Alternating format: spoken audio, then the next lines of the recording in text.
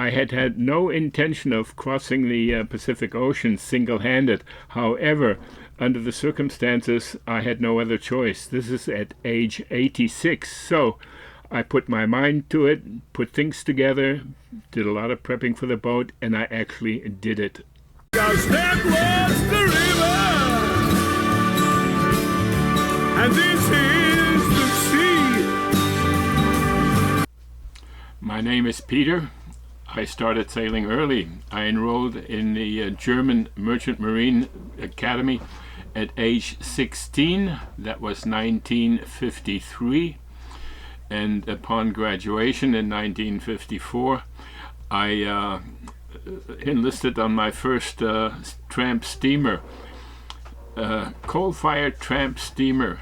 And by the way, my second ship, taken over by the same captain, who asked me along to the next ship, twice as big, was also a coal-fired tramp steamer. Anyhow, 2 years in the German Merchant Marine, and then my immigration application for Canada came through, and I moved to Canada all the way across to Vancouver. And I started shortly after to dive. Scuba diving was fairly new, and I always was very, very keen to spend time underwater. Even before any diving apparatus or masks, I spent a lot of time under the water with my eyes open. And then shortly after that, in the late 50s, so like 1958 or so, there was a genuine Colin Archer built in Norway in 1907, which was owned by a famous diver. He was on the Canadian World Championship for spearfishing, and he ran dive charters taking divers to the Gulf Islands for the weekend, and that was wonderful. I went there with my two buddies, and that's the only time I paid the $5 it cost. And after that, I was mate on that vessel for about 3 years. We went year-round, snow, sleet, winter, summer, and did these diving weekends. And then in 1962, we headed to the South Pacific. We put into San Francisco in 1962. After a couple of wonderful weeks, we headed south. From there, and 2 days out, the engine threw a rod and blew a hole into the side of the block the size of a fist, and that was the end of the voyage. So in San Diego, we kind of drifted down the coast, and then I decided it was time to get cracking on my own boat. So I had heard of the famous designer William Garden in Seattle. I drove down to Seattle, and after talking with Mr. Garden for a while, bought a set of plans for 41 or 43 foot heavy displacement sloop, conventionally planked, yellow cedar to oak frames. And then shortly after that, I met Michel de Ridder, and that changed my life entirely. We ended up that I lived only a few blocks from him in West Vancouver, where he was just finishing the construction of his self-designed Magic Dragon. And I was so impressed with his boat that I just listened to him. Every word he said made so much sense. And he said, "Peter, you don't want a heavy displacement boat. You want a light displacement boat, something like Charlie Kennedy built and sailed around the world with his Kilea. That is a 37-foot controversy designed by Farnham Butler of Mount Desert Island in Maine." So I sold the garden plans and all the timbers that I had bought, and bought the plans for the controversy. And I was just getting ready to start building. I rented a shed. I had massed some woodworking tools, some timber. And then my career took off in that I had a contract offered to me by the National Film Board of Canada in Montreal. That was a huge deal because I had been teaching myself cinematography and only did newsreels mostly on the waterfront and underwater, mostly underwater. Octopus are very, very photogenic, by the way, and they sell. And the largest octopus are in the Salish Sea, the whole area, Puget Sound, Salish Sea, Georgia Strait, the Pacific Northwest. Anyhow, so I had to put boat building on the back burner and moved to Montreal, followed a career for a while, but always looking for boats, looking at boats, more than 4 boats. And I couldn't get excited about any of the production boats, and I kept in touch with snail mail with Michel de Ritter, wherever he was in the Virgin Islands chartering, or in Hawaii or any other place. I've visited him in the Virgin Islands when I was down there in Puerto Rico on a job. I hopped over for a couple of days. Anyhow, I started to work on Michel to design a boat for me, a stretched version of his Magic Dragon. It took quite some talking to, because he was reluctant at first, and after 2 years of mail asking him to design, well, first I wanted a 65-footer. He said, "You're mad, you're totally out of your mind." And so we settled on mathematically a 50-footer. That means Magic Dragon lengthened from 40 to 50, and the fairing at the bow brought it to 52, of course. So, but mathematically it was a 10-foot enlargement, which consisted of a midship cabin, which he does not have. That's 7 feet, and my engine room is 9 feet. His is 6 on Magic Dragon. Anyhow, that was that, and I flew out to Canoe Cove on Vancouver Island, about 100 yards from where William Garden then had moved to his island, just off Sydney. And Michel's Magic Dragon was on a mooring there, and we got to work to decide on Ahaluna, on the precise length, the layout, the bulkheads, the cabins, and so forth. I spent 10 days there. That's all I had. I had to return to Montreal. I acted as his draftsman. I actually drew the lines to his instructions. He was at the time supervising the building of a power yacht at Philbrooks Shipyard, and so he only lectured me in the morning, coffee breaks, lunch, and then of course the long evening and the weekend. It worked out really, really well. And so I flew home. He finished the plans, the layout, the details, the engine layout, Hundestedt propeller, everything.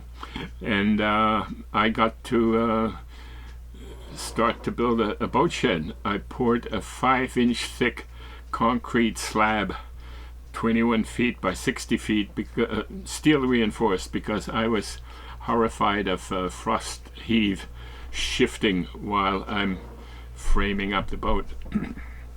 That worked out well.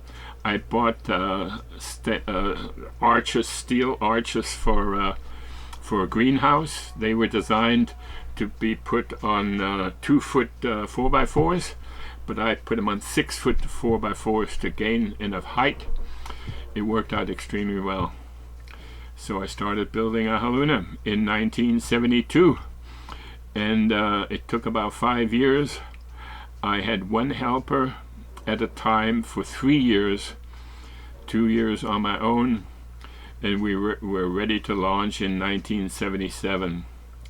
And I moved on board 2 weeks before launching.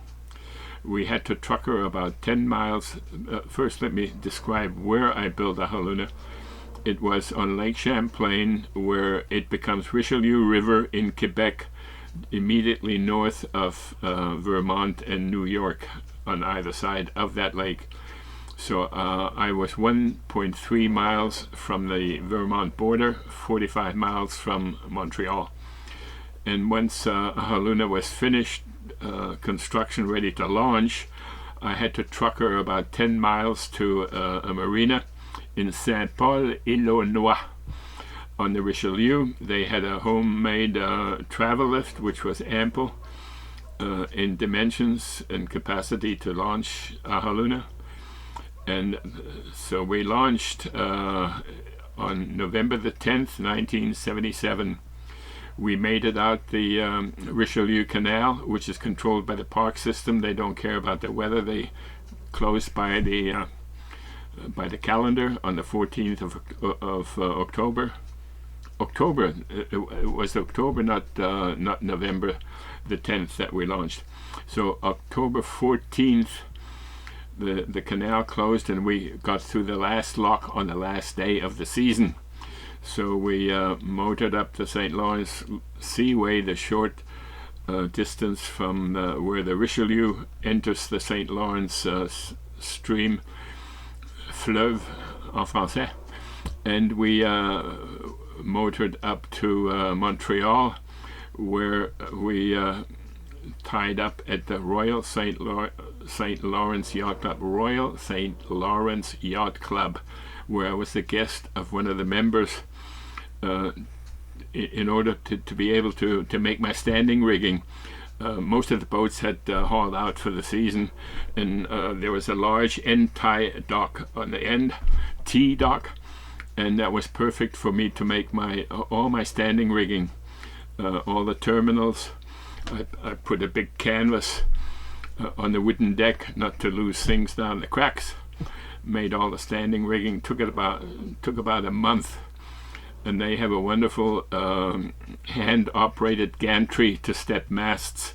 That was the main reason to find this club as being ideal, because I didn't want to rent a truck crane that would cost a fortune with a meter running in case there was any kind of problem stepping the mast for the first time. So once the mast was stepped, we headed up to Toronto, where we spent a brutally cold winter in the water. The cockpit was the fridge, and the cockpit was the deep freeze, and the pilot house was the fridge. It was awful, but in the springtime we went to it and worked very hard to get ready to leave in September. And so my wife and I, we left in September, crossed the lake to Rochester, New York, unstepped the mast there, headed over to Oswego, where we had to go up it's south, but it's going up the locks to the Erie Barge Canal, where you hang a left and afterwards head south, first east then south, into the upper St. Lawrence Hudson River, into the Hudson River, and at Troy, New York, just a bit up from Albany, and Albany is a big seaport where big ships come. Anyhow, headed down to New York City, to City Island, and tied up on the inside of the fuel barge of the famous Minifut Yacht Yard, where we did the final prepping for going on the ocean. And then we had a couple of friends along from Toronto, from the film business, my assistant cameraman and the manager of the biggest rental film equipment rental house. We were good friends, and we headed south, motoring most of the way, and we put into Charleston in South Carolina, because one of the guys had to head home back to Toronto, and then we carried on to Florida, where we stayed about 7 months or something like that, continuously working on the interior, the biggest job being the fridge and freezer cabinet and installation, and it turned out very well. We got the box book by Adler Barber, and it's no longer in print, but anyhow, it's a great book, and we exceeded the specs of that box book, because we heard of a lot of people being on their second or third box. Not for me, the right box the first time. Anyhow, after that we headed over to the Bahamas, and we ended up spending about 10 years in the Bahamas, and during 5 summers. We went up north. We sailed up to New York and went up the Hudson River, Champlain Canal to Lake Champlain. So I could carry on working on the boat, but also work for a living shooting commercials in Montreal and elsewhere. So we ended up spending about 25 years on the Atlantic, and we actually celebrated our 25th year of Ahaluna in Fort Lauderdale with very good friends, toolmaker that made a lot of specialties for me. We celebrated 25 years of Ahaluna before heading to the canal in 2002, and then we headed up all the way to Blaine, Washington, which is a border town with Canada. It was close to visit my mother, who was getting on. I went to see my mother 2-3 times a week, and she was 92. She passed at 93, so I got to spend the last year of her life spending a lot of time with her, which was wonderful for me and for her. And then eventually my film business kind of dictated retirement around the corner, so I more or less retired. And in 2011 we headed south to San Francisco, and we entered San Francisco in 2012, exactly 50 years after I had entered San Francisco Bay with the Colin Archer Machen. So that was quite memorable after 50 years. And at the same time, it was the 75th anniversary of the Golden Gate Bridge, which was very nice to be there for. Golden Gate Bridge and I are the same age, by the way. And then we headed further south, brief stop in San Diego, and then on to Ensenada. We stayed in Ensenada about 6 years, and sadly my wife passed in Ensenada.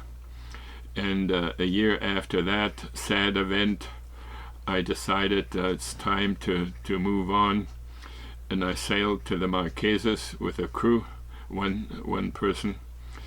Spent my 3 months in the Marquesas, and after that, with another crew, sailed from the Marquesas to the Marshall Islands. The Marshall Islands are wonderful, and I really liked it there.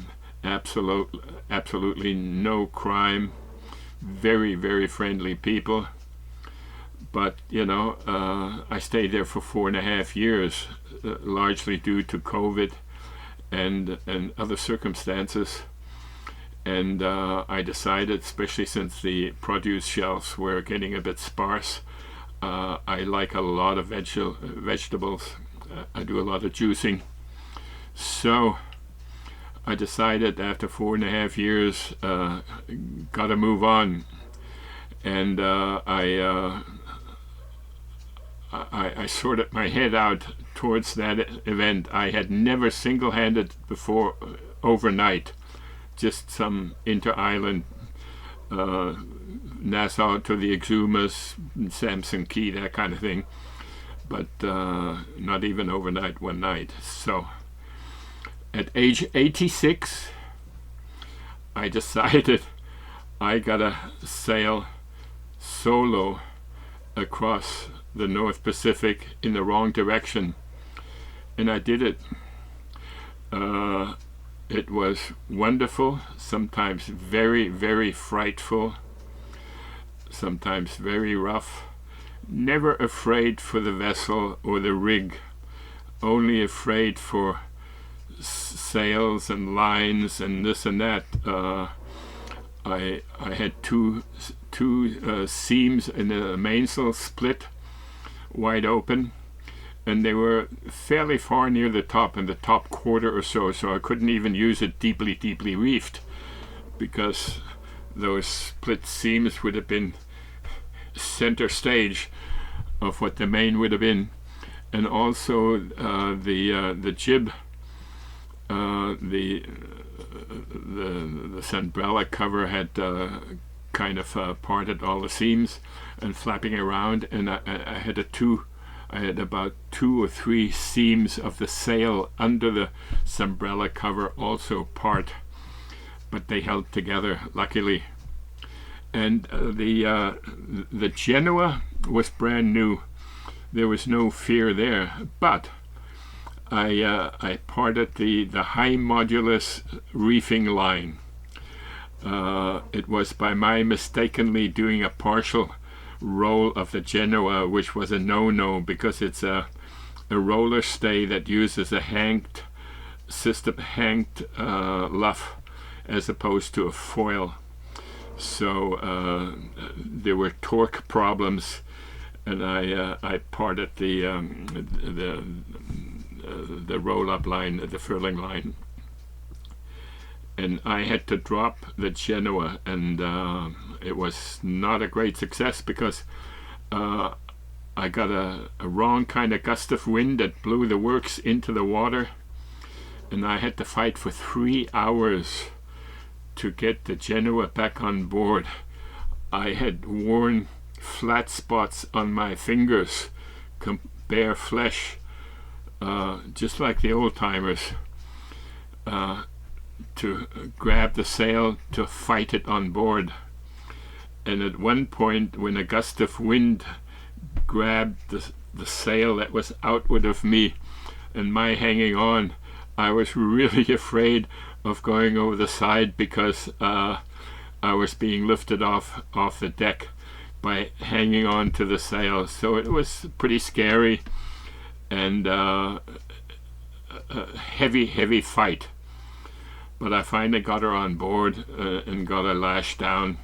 But it took a long time to get a calm enough day to sew up the mainsail. You don't want to be, because I'm going to windward most of the time, you don't want to be on the foredeck covered in spray constantly and sliding around, not being able to anchor yourself well enough in rough weather to sew the sail. So I had to wait for relative calm. And the same thing for the Genoa, to put the Genoa back up. I had to have a fairly calm situation because I tried with a bit of a breeze, and the halyard would wrap around the forestay. It was not a good thing.